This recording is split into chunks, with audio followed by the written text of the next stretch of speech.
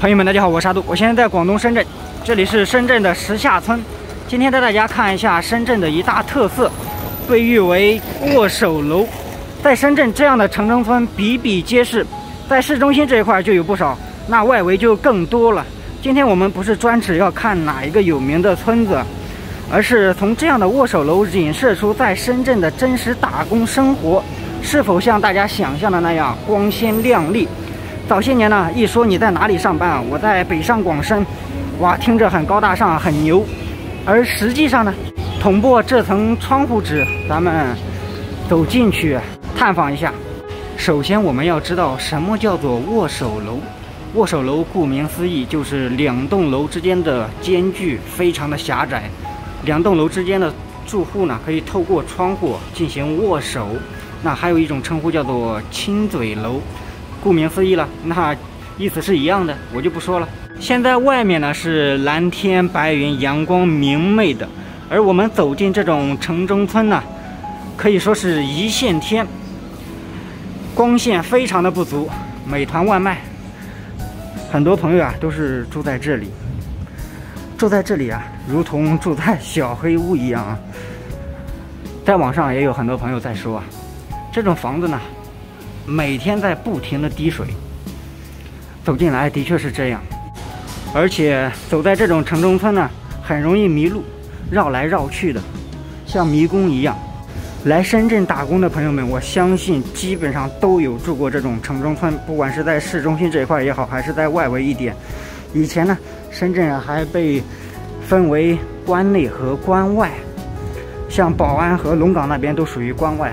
关外的想要进入到特区还要办边防证。那个时候，南山、罗湖、福田和盐田啊，这边才是真正的经济特区。79年画了个圈嘛。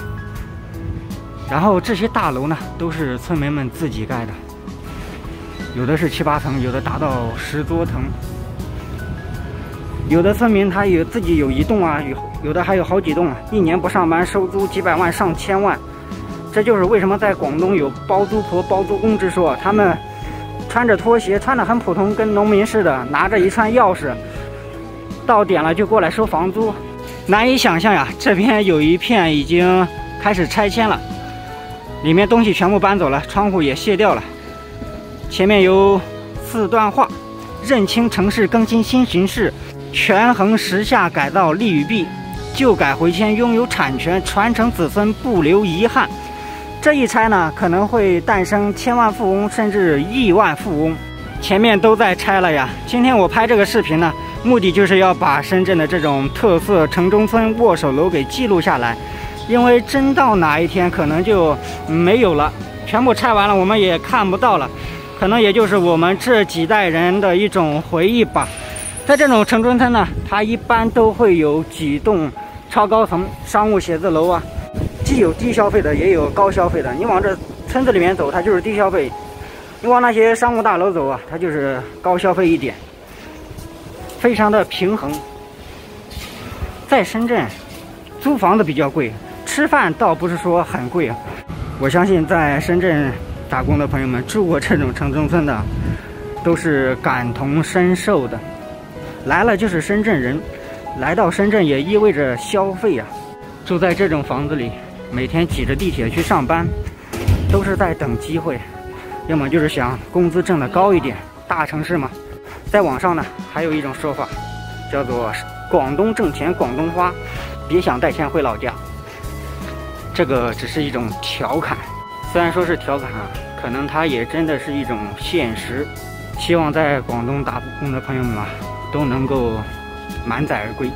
这个城中村还不是很热闹呢，像那边岗厦都比较热闹，因为这边的人稍微少一点。来到这里面呢，我在考虑一个问题，就是那些送外卖的朋友们，他们是怎么能够找到路的？这里面太绕了。我来深圳第1天的时候，不是就在这附近住的吗？当时找了好久啊。这旁边就是福田区委，所以石下村呢，在深圳还是治安各方面啊比较安全的。这样的街道就属于村子里面的商业街，小型的，生活设施各方面配的都有。要到晚上下班的时候人才会多。这边呢还挺热闹的，大树底下好乘凉，打着牌聊着天，挺欢乐的。如果不是为了生活，谁又愿意背井离乡来到大城市打工呢？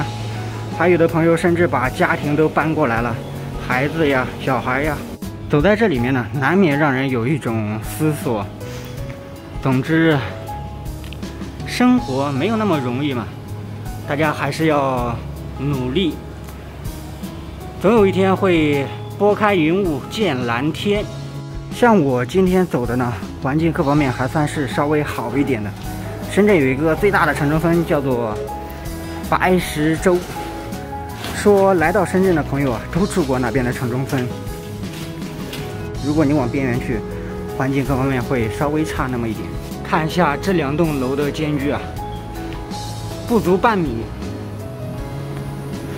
住在这种房子里，还有一个难受的点就是比较吵，隔壁说话听得一清二楚，还有很多装修啊，各种乱七八糟的声音都传过来了。也就晚上有那么几个小时会安静一些，白天都是很吵的。我现在都不知道走到哪里了。行，这个视频就给大家分享到这里了。总之，生活不易，且行且珍惜，一定要努力。正如之前说的，你努力并不一定能成功，但是你不努力啥都没有。还是要向往美好的生活，向美好的生活努力而奋斗。